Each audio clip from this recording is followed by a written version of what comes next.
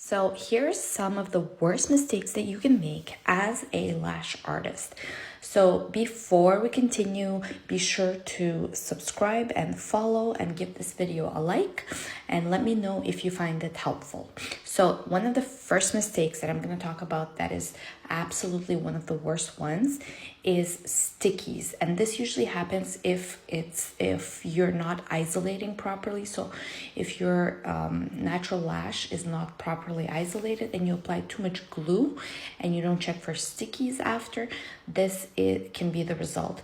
So this is actually one of the worst things for damage of the client's natural lashes, because what can happen is they're gonna fall out, they're gonna be painful for the client, they're gonna be uncomfortable, and it causes a mess just like this. Most clients can be extremely uncomfortable with such a set.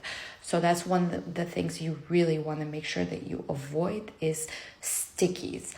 Now, the next mistake we're going to talk about is applying the patches incorrectly. This is also a really difficult mistake to avoid, because as a beginner, it's very hard to know exactly how to apply the patches.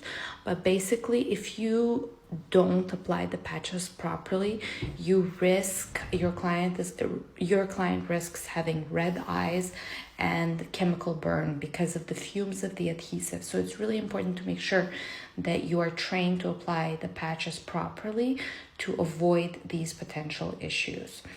Now, the last and final mistake that lash artists can make is, there are many others of course, but this is just 3 mistakes that we spoke about. So this mistake is basically not having the proper distance of the extension to the eyelid. So normally it should be no less than 0.5 millimeters, and because it will poke the client and cause redness and pain. The extension can cause pain and redness.